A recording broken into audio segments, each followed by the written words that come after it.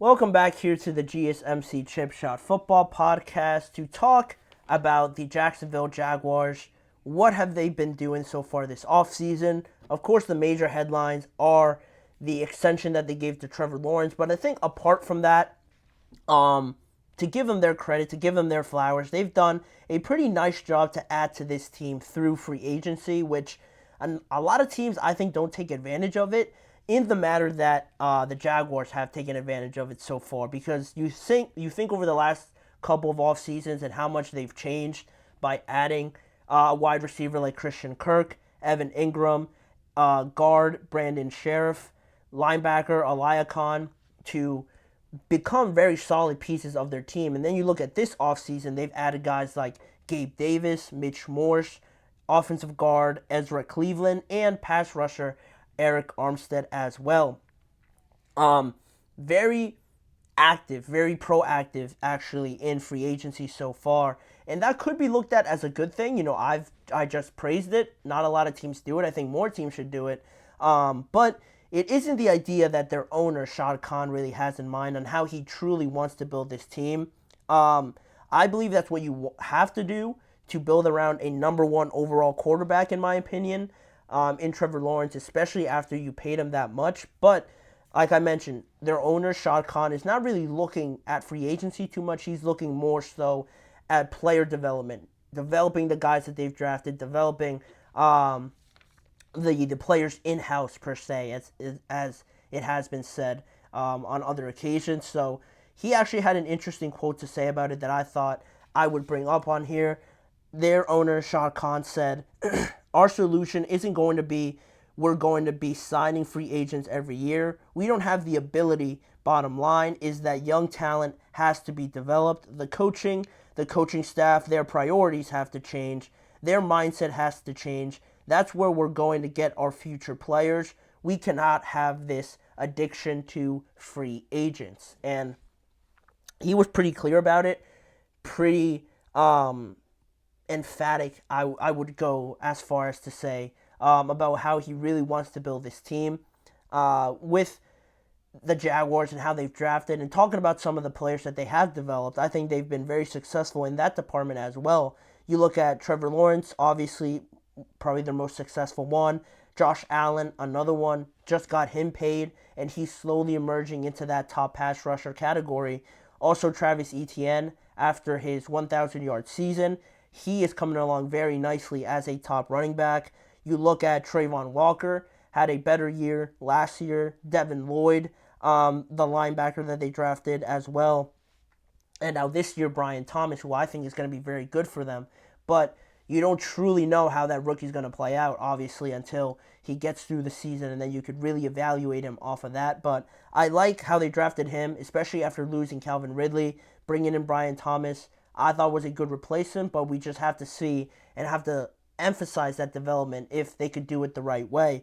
But now, with talking about player development and talking about how Shad Khan wants to do this, it makes me think almost of the 49ers in a way, because talking about free agents and paying top money for some of these guys to come in and investing a lot of money, market value in a lot of these guys, it makes me think of the 49ers because they also have to pay a lot of times all these great players that they have market value to keep them on this team and to keep them in a situation where they are a top team in the NFC. It seems like the Jaguars want to avoid that and want to really take advantage of the players that they've drafted because, one, it's definitely cheaper, and two, if you develop them, you really get to see that behind the scenes process, the behind the scenes of just how they are as people, knowing what you have in that player, and really getting a better understanding of that value rather than overspending and being uncertain about bringing in a free agent.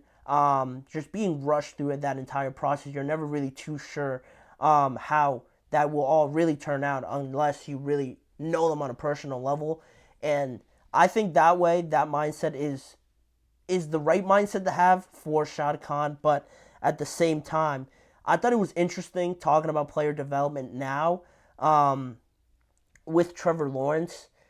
Now going back to that contract because it is so significant, I believe, with having such a big commitment to Trevor, Shad Khan said that he was comfortable doing it because of his trust in the coaches, and he said he wouldn't go ahead with giving Trevor Lawrence his extension because, or unless the coaches really told him why they wanted to keep Trevor Lawrence and why they believed he was their quarterback going into the future. He, obviously gave the go-ahead. They extended Trevor Lawrence, but now, talking about player development, it makes me think of the idea of how this extension and now really going into this period where you have to take advantage of this because it's going to look very bad if you pay him all this money and you're stuck still in the same position. How does that line up, this win now mode that you're in right now, or I guess over the next 5 to 4 years with Trevor Lawrence's contract? How does that line up with the players that you are trying to develop, like Shad Khan mentions, like these players I mentioned right now? I think the closest one to being a finished product and going right in line with Trevor Lawrence on this contract that he's on right now would probably be Josh Allen. I think he's already stepped into that window where people are really considering him as a top pass rusher, so he's right up there. But then everybody else that they've drafted and that they want to develop and they want to have as crucial pieces to this puzzle are still in a very early stage where you don't really truly know how good of a player they're going to be or just if they're going to continue to grow at that rate. Like Trayvon Walker, you've seen some improvement out of him, but you can only really hope that he continues that going forward as a number one overall pick as well. You think it could happen, but you're also not really too sure. You look at Devin Lloyd as well. To be at such a important piece on that defensive side of the ball as a linebacker, to know that he's going to take that second year step and grow that much more is another 50-50, 60-40 chance that you're not really too sure upon right now. Then Travis Etienne, he had a great year last year, but how does that wear and tear, how much of a toll has that taken on his body? Can they find some way to keep him healthy the entire year? Because last year he got hurt, and then that offense really started stuttering, and that's why they went on that losing skid towards the end of the year, and they missed out on the playoffs. And on that point, when they missed the playoffs and when they had that meltdown, Shad Khan referred to it as an organization failure. So now that financial pressure and Khan wanting to hold back on free agent spendings,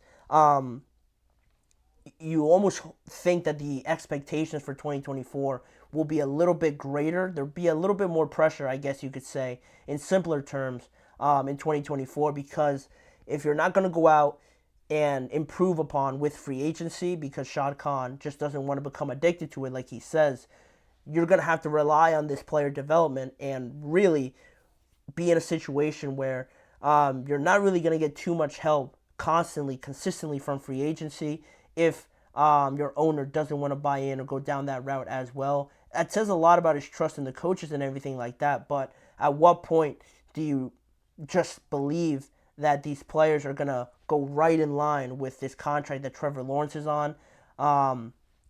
Once you pay him in, you're ready to be judged, be graded on this team right away. If you pay your quarterback that much, you're pretty much saying that you really believe that this guy, you're ready to take that next step and step into contention with some of the best teams in the AFC. And right now, to say that, or to give that contract and to say something like this by Shad Khan, their owner, it puts a little bit more pressure, I think, on the Jaguars now, because you're really relying on these young players to be the guys going forward, to not look so much for outside help.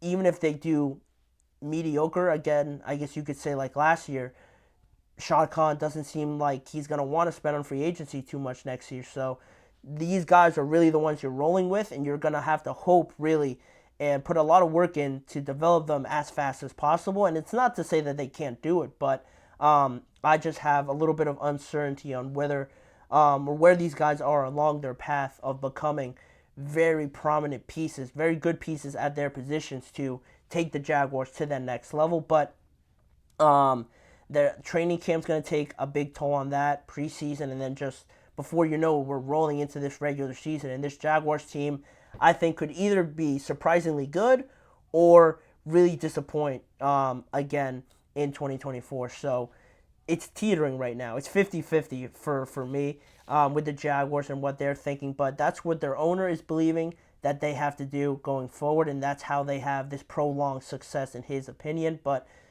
we're going to talk about one more segment after this. We're going to head into a quick break, and once we return, we're going to talk about Joe Burrow and just his suggestion on an 18-game regular season. How does he hope it plays out, and what are some possibilities that could come after, and if this, consideration for an 18-game regular season is actually taken seriously. We'll be right back after this short break to talk some more about what Joe Burrow said on what he looks at an 18-game regular season looking like.